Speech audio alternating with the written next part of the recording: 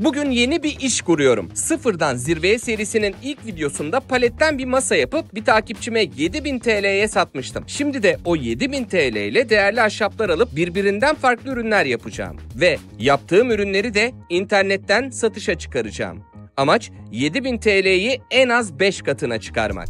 Şimdi şöyle bir şey var. Buradaki ağaçlar arkadaşlar yasa dışı kesimlerle de özellikle satılabiliyor. Çünkü çok değerli, çok zor ürüyor. Soyup tükenme tehlikesinde ama burada CITES belgesi var. Convention International Trading and Endangered Species of Wild Fauna and Flora. Yani tehlike altındaki ağaç ve bitki türlerini korumayla alakalı bir belge. Buradaki her şey belgeli bir şekilde yasal yollarla kesiliyor. Yasal yollarla geliyor. Hani Kanlı Elmas filmi vardı ya, onun gibi. Burası her şeyiyle yasal. Buna çok dikkat etmek gerekiyor bu işte özellikle. Bunlar ne abi? Bu şimşir mi? Bakayım bana, şimşir. Mobilya aksamı değil çıkarılıyor. Evet. Zaten frezelenmiş bu tarafı. Yani işlenmiş malzeme olarak alıyor. Evet. Bu ne? Tamarin. Nasıl aklında tutuyorsun abi bunları? 60 senedir ben Rauf Orman yanında çalıştım. Ha. Eski Hamidiye Savaş Gemisi Kaptanı, Cumhuriyet Rauf Orman tanıyorum tabii canım.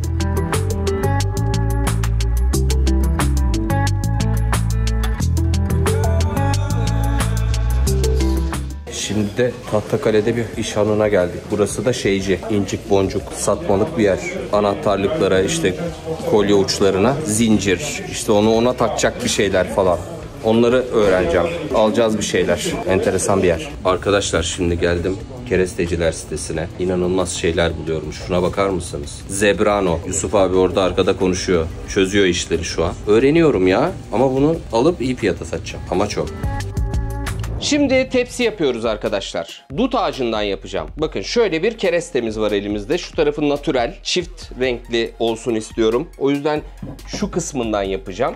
Dut ağacı suya, neme dayanıklı, sağlam ama hafif bir ağaç. Aynı zamanda antibakteriyel özellikleri var. O yüzden bu tür gıda işlerinde kullanılmaya çok müsait. 50 santimlik bir dut ağacından tepsi. 50 çok ya, 40. Hadi 41 diyorum. Çünkü burada şey yapabiliriz. 1 santim bırakıyorum ne olur ne olmaz diye. Planyalayabilirim. Uçlarını temizlerken biraz kayıp verebiliriz. Şöyle 41 santim bir tepsi yapacağım. Bunun için de şuradan şöyle bunu keseceğim. Şu kadar bir tepsi. Saplarla beraber bir deneyeyim. Hayatımda ilk kez tepsi yapacağım. Aslında fena gözükmüyor ya Kaan. Bak böyle olacak. 2 kişilik. Şöyle. Ama biraz şöyle alırsak hani küçük bardak sularını da koyarız buraya. Çok doğal duruyor abi. Evet. Bu tamamdır abi. 40 santim okey olacak. Şimdi şunu bir keselim.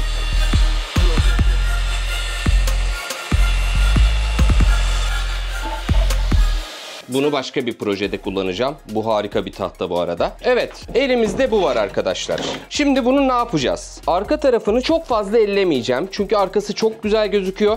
Ama güzel bir zımpara yapacağım. Yan taraflarına biraz şuradan planya yapalım. Şunun güzelliğine bak Kaan. Çok güzel desenleri var. Mükemmel. Kokusu da enteresan. İlk kez dut ağacıyla çalışıyorum. Gerçekten hafif bir ağaçmış.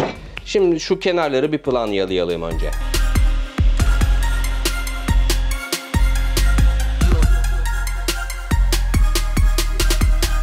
Evet arkadaşlar, 3 renk. Bakın buradan daha belli oluyor. 3 ayrı rengi olan inanılmaz bir ağaçla karşınızdayım. Budak kısmından özellikle renkler ayrılıyor. Şimdi bunu bir zımparalamam gerekiyor. Her iki tarafını da. Çünkü neredeyse ham bir ağaç bu. Oğlum fişi takmamışız. Ben mi titreyeceğim böyle? Allah, son anda tuttum. Allah'tan makineler sağlam. Kiraz ağacının dokularını çıkarmak ve yaptığım tepsiyi pürüzsüzleştirmek için önce 40, sonra 80, sonra 120 kum zımpara kullanıyorum. İçeride çalıştığımdan tozdan korunmak için derme çatma da olsa bu hortum iş gördü. Vay be, çok iyi gidiyor. Sen zannediyorsun ki Kaan bitti. Nasıl yani? Oğlum daha var. Oo. Ya o kolay mı lan el yapımı ürün yapmak? 220'yi elle yapacağım.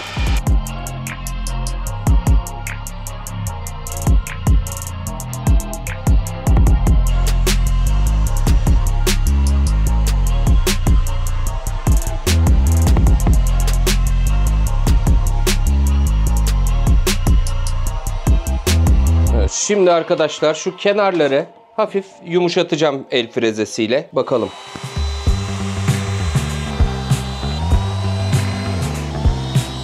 Bakın şöyle bir yuvarlaklık elde ettim. Evet abi. O yuvarlaklığı zımparayla şimdi sağını solunu düzelteceğim.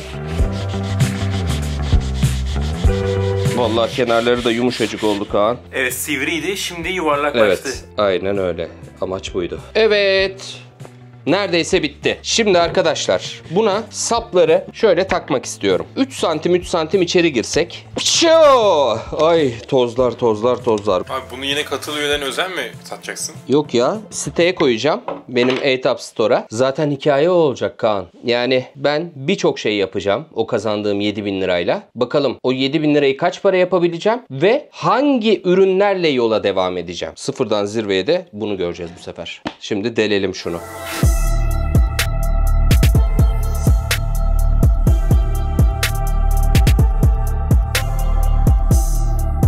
Evet arkadaşlar, şimdi artık markalama zamanı. Yağlamadan, kulp takmadan önce markalamamızı yapacağız. Onu da X-Tool F1 ile yapıyorum. Bunu daha önce Uras Yapar videosunda kullanmıştım. Sekum'un resmini falan çizmiştim. Çok insanlar sordu. Çok basit bir ürün bu. Ve direkt kullanıcı, son kullanıcı odaklı bir şey olduğu için bundan aldım. Aşağı linkini bırakırım. Her tür markalamayı ve kesim işlemini yapıyor. Tabii tahtanın kalınlığıyla doğru orantılı. Şimdi UB logomu tam dut ağacı tepsimin kenarına iliştireceğim. Hadi bakalım.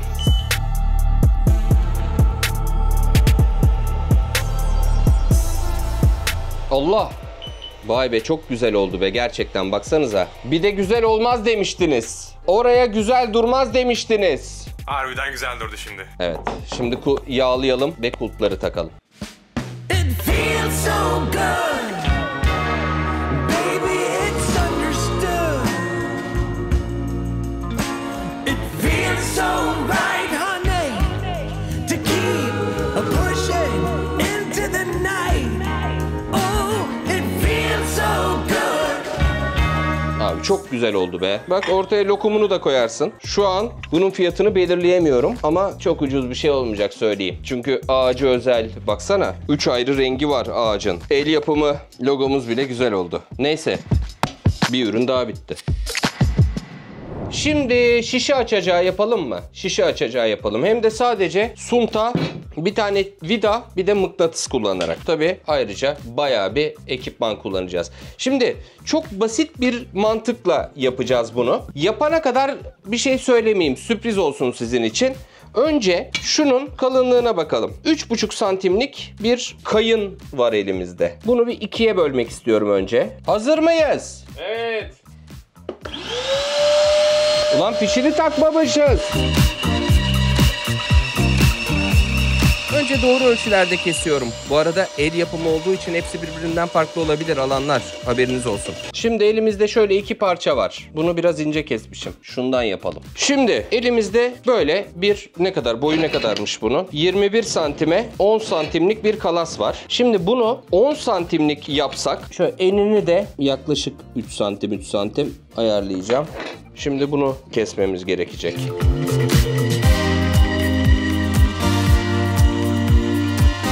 Ve zımparalayıp şekil veriyorum. Pürüzsüz hale getirmek şart. Zımpara öyle kolayca bitmiyor tabii ki.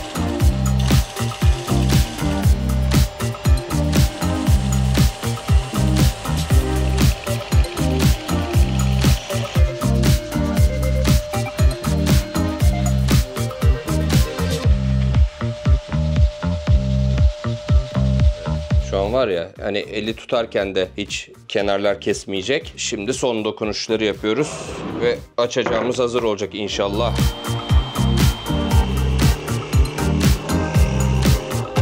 Buraya mıknatısı koyacağız. Böyle duracak. Bir de şuraya bir mıknatıs koymak istiyorum. Onun da nedenini göstereceğim size. Evet arkadaşlar, şu an elimizde şöyle bir şey var. 3 tane delik var üstünde. Şimdi şuraya bakın, burası önemli. Kulplu vida takmamız gerekiyor, yoksa şişeyi açamayız. Deliğimizi açtık. Oraya şimdi bunu... Allah! Gördün mü ne olduğunu? Japon yapıştırıcısı. Burası gıdaya direkt temas etmeyen bölge olacak. Dur. Çok beğendim. Çalışıyor mu ona bakalım. Aa, tutuyor bir de kapağı işte. Herhalde oğlum, mıknatısı niye koyduk buraya Kaan? Çok pratik abi. Evet. Şimdi böyle ya. İsterseniz buzdolabına da gitmeye gerek yok. Atölyedesiniz. Çünkü atölyede her zaman arkadaşlar bir şeyler içmek isteyebiliyor insan, soğuk. Çat. Buraya koyun. Yanından da tadından yenmez. Bir de bunu satışa sunarken kişiselleştirebilir olarak sunacağım. Onu nasıl yapacağım? Onu göstereyim. Şimdi tam şuraya UB logomu basacağım arkadaşlar. Tamam mı? Şimdi de şunu kişiselleştirelim. Kendime torpil geçeyim mi? Dünyanın en iyi babası yazayım. Ha? Nasıl? Öylesin abi. Bence de öyle Estağfurullah. yazalım. Yazalım. Dur bakalım deneyelim.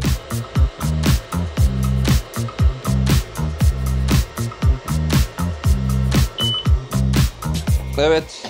Bu da tamam.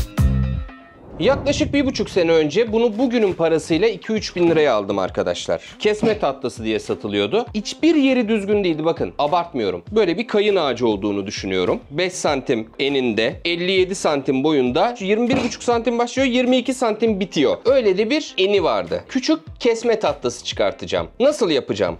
Önce böyle, sonra böyle keseceğim. Sonra arasına da incecik ceviz yapıştıracağım. Yani ortada bir koyu renk olacak.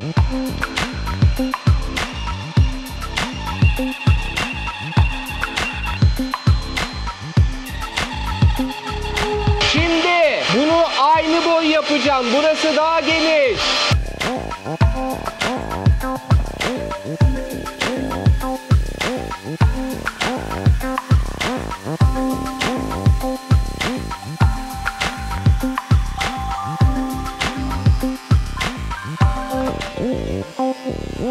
Şimdi arkadaşlar kesme tatlısını böyle çok parçaya bölmüştük. Şimdi 2 tanesi burada. Bir tane de ortaya şöyle bir ceviz eklemek istiyorum. Bakın böyle bir birleştireceğiz. Çok güzel böyle hafif şekiller vereceğim. Önce şunu yapmak gerekiyor arkadaşlar. Kesme tatlısı için, yani gıda için ayrı bir tutkal var. İşte Amerikan sağlık bilmem nesi onaylı falan, dünyada kabul görmüş tutkallardan bir tanesi bu. Şimdi bunu şuraya bir yedireceğiz.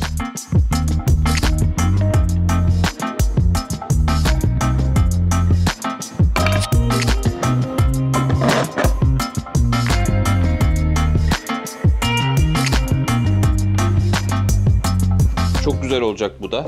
Ben size söyleyeyim. Bakalım satışlarımız nasıl olacak? En çok onu merak ediyorum. Yani bu video sonunda belki birkaç kişi bizim sayemizde bir hobi edinecek. Ve belki de çok yetenekli insanlar, ulan diyecek ben bunu yaparım. Belki yurt dışına bile satarım. Her şey mümkün. Şimdi bunun kurumasını bekleyeceğiz. Evet. Yaklaşık 5 saat geçti. Şimdi şunu bir açalım bakalım. İyi durumda olduğunu düşünüyorum. Evet, bir kalınlıktan geçmesi gerekiyor. Ama genel itibariyle fena değil. Evet, şimdi arkadaşlar görüyorsunuz. Kalınlık makinesinden geçirdim. Gittim marangoza. Şimdi bunu şöyle güzel bir şekilde çizeceğim. Yeteri kadar büyük olacak. Büyüklüğünden herhangi bir şey kaybetmeyecek.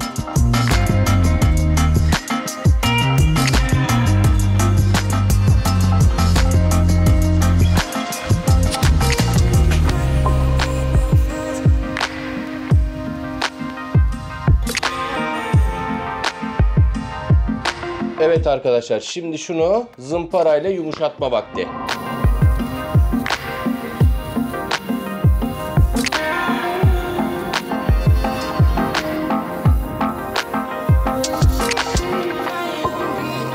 Şimdi bunu zımparalayalım arkadaşlar. Bu da paduk, kayın ve ceviz, ayrıca zeytinin buluştuğu bir kesme tatlısı. Daha doğrusu kesme tatlısı değil, sunum tatlısı.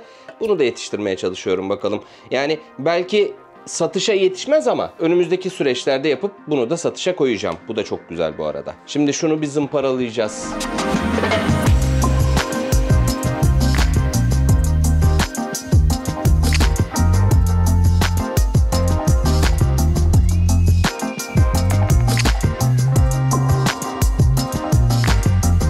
Şimdi arkadaşlar şuraya şu uçla bir delik açma vakti geldi. Duvara asabilmek için.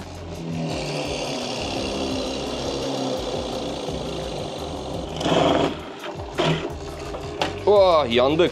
Şimdi arkadaşlar zımparalamamız da bitti. Gayet iyi. Oh, kaymak gibi. Şuraya logomu da çaktım. Gayet güzel duruyor. İster kesme tahtası, ister sunum tahtası. Böyle random bir şekli var. Şimdi bunu bir gıdaya uygun, nasıl ahşabında gıdaya uygun tutkal kullandıysak, gıdaya uygun bir yağla bunu yağlayacağım ve renkler ortaya çıkacak. Çok daha güzel olacak. Bunu yağlamak gerekiyor. Aslında var ya, her eve bunlardan bir tane lazım. Hiç markasını, yani markası Butcher diye bir şey, bilmiyorum yani. Çok kullandığım bir şey değil. İlk kez aldım. Şimdi bunu yağlayalım ve satışa hazır hale getirelim.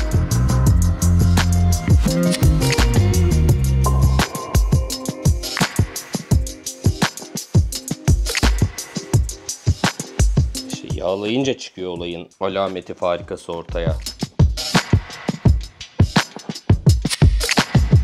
Arkadaşlar şimdi yepyeni bir şey yapacağım. Bu gerçekten yaratıcı, güzel, böyle herkesin almak isteyeceği bir şey olacağını düşünüyorum. Bir robot anahtarlık yapacağım şu tahtadan ve işte contalar, vidalar falan kullanarak. Önce bir şu işin boyutlarını ayarlamam gerekiyor. Yani ne kadar olacak bu anahtarlığın boyutu mesela? İpucu vereyim size nasıl bir şey olacağını. Bakın, gözleri gördünüz mü? İşte yaklaşık böyle bir şey olacak. O yüzden önce şu tahtayı 4'e 5'lik bir şeye bölmem lazım.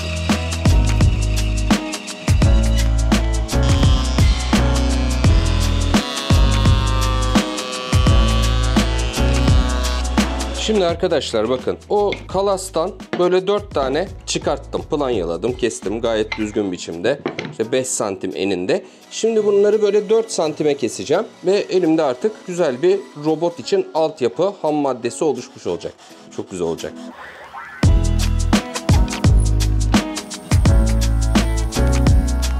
Şimdi bayağı iyi gidiyor, bakın. Durum bu. Pullarla göz yapacağım. Göz bebeklerini de vidalarla yapacağım. Çok güzel oluyor.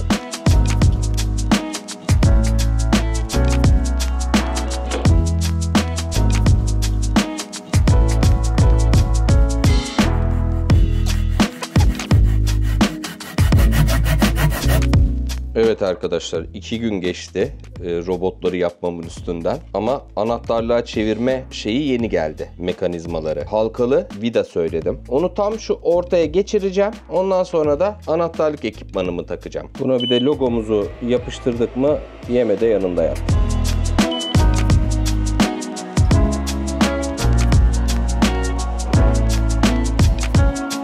Ya şunlar çok tatlı değil mi arkadaşlar? Şunlara bakar mısınız ya? Vallahi. Bunlar şu an sitede satışta ve bir şey daha söylemek istiyorum size. Bakın nerede? Şu tişörtü de aşağı linkini koyuyorum. Blackbird ile beraber çıkarttığımız bir tişört. Yani şapkalarım var ya, hop.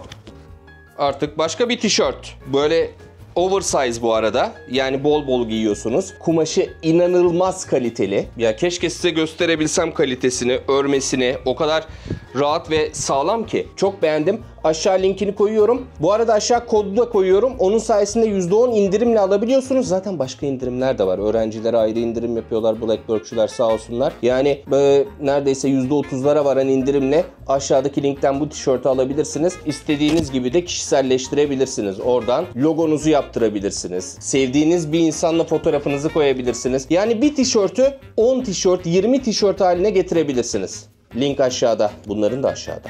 Şimdi arkadaşlar başka bir ürün için start veriyoruz. Bu bir kahve ve kitap standı. Yani mesela tam Instagram ürünü değil mi Hatice? Aynen böyle koyuyorsun. Kahven buraya. Mesela kitabı o an okumaya ara verdin. Tam kaldığın sayfadan çat diye buraya koyuyorsun. Çok güzel. Fakat bu bir demoydu. Bunda beceremediğim bazı noktalar vardı. Bunu geliştireceğim. Daha iyisini yapacağım. Bunu keserken 60 derecelik açıyla keseceğim. Biraz terse doğru gideceğiz. O beni biraz yorabilir. Şimdi bazı sıkıntılarımız var bu aletle ilgili. Bu bir gönye testere ve ben hayatımda hiç gönye testere kullanmadım. Nasıl sıkıntı Kaan? Korkutucu.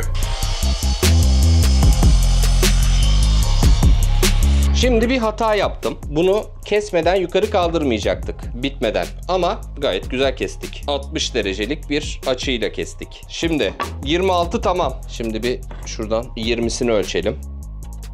Şurası 20. Bakalım, çok merak ediyorum becerebilecek miyiz?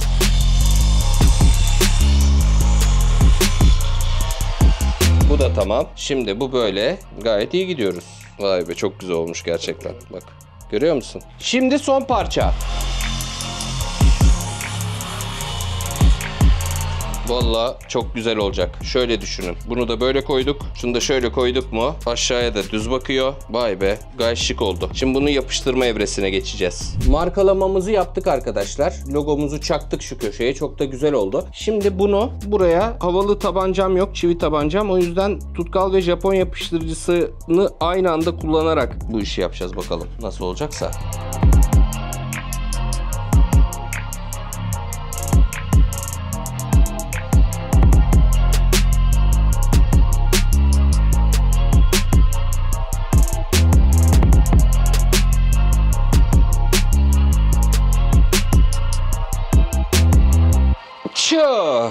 Evet, işte standımız hazır. Diyelim kahvenizi içiyorsunuz. Kahve hop buraya. Kitap, Köpek Adam Patilerin Çağrısı. Hatice bunu bulmuş evde. Mesela atıyorum 132. sayfada kaldınız. Hop şöyle koyuyorsun. Bunu da okuma gözlüğü diye düşün. Hop. Şuraya koyuyorsun. Tam Instagrammer'lık değil mi? Tam influencer. Evet, tam influencer işi. Kitap koyuyor, okumasa da fark etmiyor. Birçok insan öyle yapıyor. Influencer'lara değil lafım. Ama ben sana bir şey söyleyeyim mi? Kitap dursun orada. O geçer insana. Okumasa bile, ciddi söylüyorum. Babamın lafı bu, çok da haklı. Güzel oldu. Beğendim ben bunu. Satılır.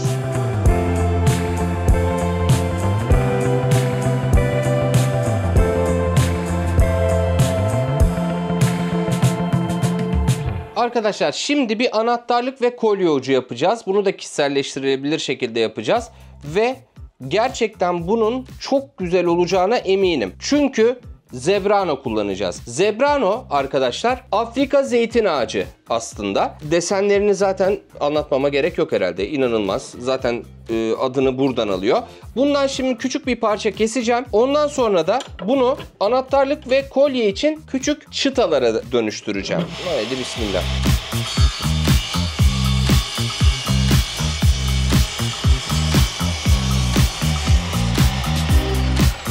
Bu alette en çok dikkat edilmesi gereken şey, müthiş bir alet ama indirdiğinizde durmadan kaldırmayacaksınız. Yoksa parçayı çat diye atar, bütün her tarafı dolaşır, artık nereye gelirse. Bakın iç desenini size göstereyim. Akıl almaz bir desen.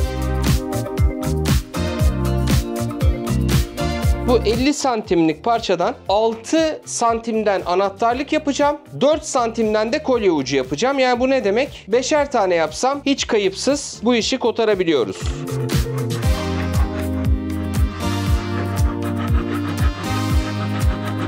Bu da 5. Bunlar anahtarlıklar olacak ama takı tasarımcısı Enes Bey'in bir isteği oldu. Dedi ki abi anahtarlıkla kolye ucu ayrılsın. Ya bir tasarımlar öneriyor burada, aklınız durur. Öyle böyle değil ya. Enes Versace. Daha onlara gelemedik ama dedim aklında tut bunları. Bu anahtarlık yani 6 santimlik olanların ucunu da Enes Bey'in isteğiyle 45 derece şekilde keseceğiz. Böylece kolye ucundan ayrılacakmış. Şimdi 4 santimlikte kolye uçları gerekiyor.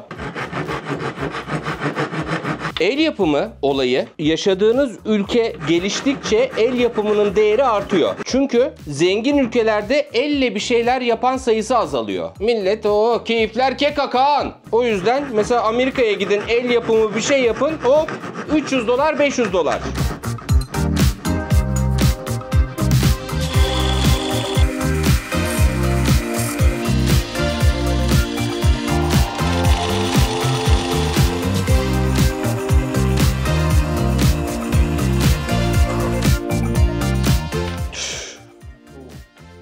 Abi yanmış. Yani bu tropik ağaçlar demir gibi, matkaptı, oydu buydu zor deliyor. Delerken de sürtünmeden dolayı acayip ısınıyor. Üstünde çalışması da zor. O yüzden bu tür ağaçların hem kendisi pahalı hem de üstünde çalışılmış hali pahalı. Ama güzel oluyor. Bununla da işimiz bitti. Şimdi elle zımparalama. Önce 120, sonra 220. Tropik ağaçların tozlarından kaçınmak lazım ki birazdan bir tanesi çok zehirli bir ağaçla çalışacağız. O yüzden talaş emme hep çalışsın.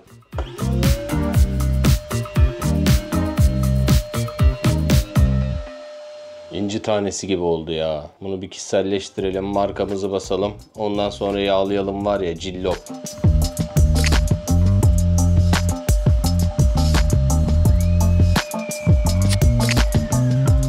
Şimdi arkadaşlar böyle o 45 derecelik yere kendi markamı basacağım. Ondan sonra yanına da bir burç basacağım. Burç üstünde para var ha. Hangi burçsun abi sen? Kova.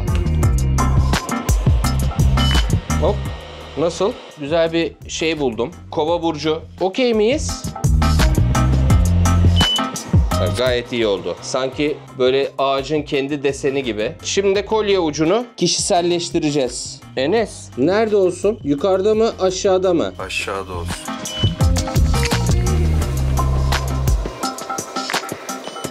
Evet. Enes'ciğim, şimdi bunları bir yağlayalım. Resmen. Bambaşka bir şey oldu. Değil mi? İnci tanesi, inci tanesi. Bir de bunu yapalım. Enes'i bak. Enes, parlatacağım seni.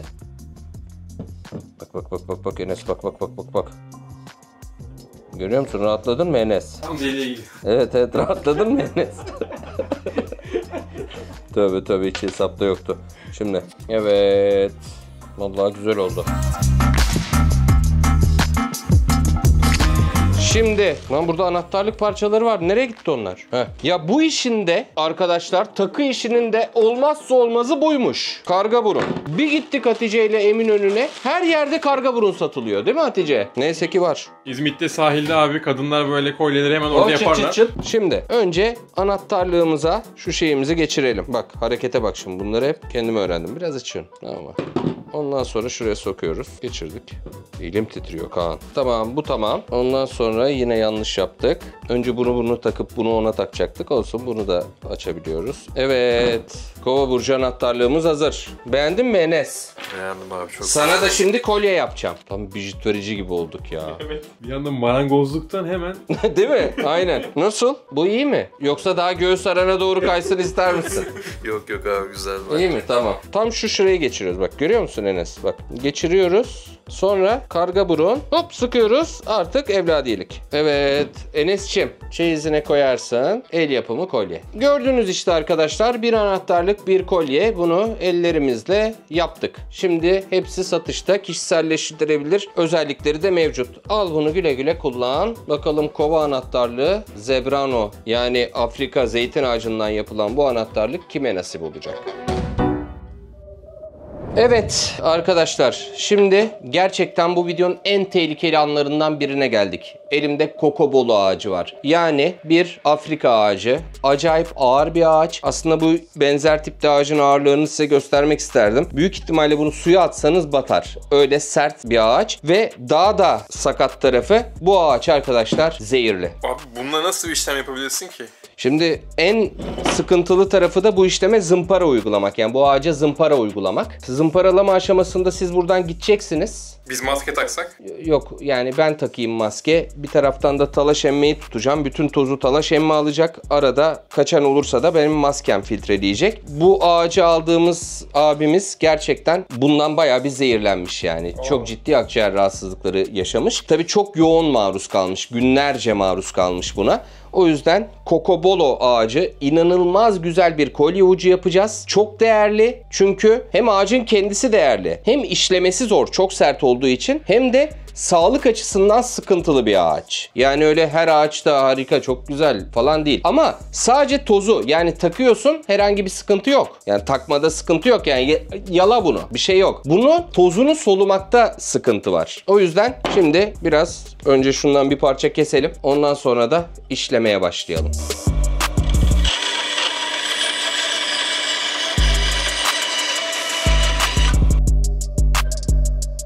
Şimdi hazırlık başlıyor arkadaşlar. Biz gidiyoruz abi. Gidin abi siz. Ya zaten hiç toz bırakmayacağım ortalıkta. Bununla da tozu çekeceğim.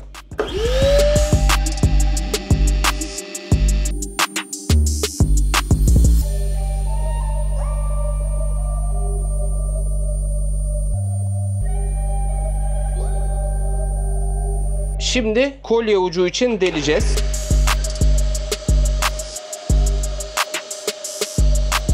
İnanılmaz sert bir ağaç. İnanılmaz. Neredeyse bir metal delmek kadar. Hani şeyden de beter. Zebrano'dan da fazla iyi. Bu arada ya o kadar sert ki. Mesela normalde ahşapla uğraşanlar bilir. Matkapla deldiğinizde arka taraftan çapaklar çıkar. Bunun her iki tarafı da sanki metal delmişiz gibi. Tertemiz. Çok ilginç bir ağaç bu gerçekten. Şimdi bunu markalayacağım. Bu kişiselleştirilebilen bir ağaç olmayacak. Fakat kendinden parça deseni inanılmaz ya. Ya gerçekten çok güzel. Şuraya bir UV çakacağım ve yağladık mı var ya inanamayacaksınız çıkan görüntüye. Evet, çok minimal. Deseni falan yıkılıyor. Şimdi yağımızı sürelim. Bunun arkadaşlar renginin koyulaşmasını istemiyorum. O yüzden bıçak kabzelerinde de kullanılan bal mumlu bir yağ var. Onu süreceğim. Çünkü rengi zaten kendi kendine harika. Baksanıza. Her yağ için ayrı bir tişört eskisi kullanıyorum. Karışmasın birbirine diye. Pamuklu olması şart. Şu başyapıt oldu ya. İnci tanesi gibi arkadaşlar gerçekten. Bu böyle dursun istiyorum o yüzden. İyice sıkalım ki çıkmasın bir daha. İşte bu da çok güzel koleksiyonun nadide bir parçası oldu. Nasıl? Çok güzel oldu. Güzel duruyor. Evet. Bu da bitti. Bir de paduk ağacını çok az kullandığım aklıma geldi. Ben de bir şey daha yapayım dedim. Doğadaki en güzel ağaçlardan bu kırmızı paduğa önce bir form verdim. Testereyle bu formu iyice belirginleştirdim. Zımparalayıp yağladım. Sıra farklı boyutlarda delikler açmaya geldi. Peki ne işe yarıyor? İşte buna maydanoz, dereotu gibi bitkileri kolayca ayıklıyor. Ve her şey bittiğine göre internet sitem için fotoğraf çekmeye geldi sıra. Hepsini tek tek fotoğrafladım, editledim ve siteye yükledim. Bu video yayınlandıktan sonra gelecek müstakbel siparişler için 2 gece boyunca çalıştım. Kimseyi bekletmek istemem. Atölyeyi topluyordum ve bir anda telefona bir bildirim sesi geldi. Arkadaşlar, sipariş geldi. İlk siparişimiz geldi. Yani ahşap işinden ilk siparişimiz geldi. Ne söylemişler? Zebrano burç anahtarlık. Bakın şöyle göstereyim. Nerede? Şurada. Balık burcu istemiş. Çok heyecanlı. Burayı toplarken videoyla alakalı birkaç şey daha söyleyecektim. Tam bu esnada bir ilk siparişin gelmiş olması inanılmaz. Şimdi ilk sipariş olduğu için bir de hediye göndereceğim. Bunu tabii ilk siparişe özel olarak gönderiyorum. Yanlış anlamayın. Bir tane de A&O cüzdan koyacağım içine.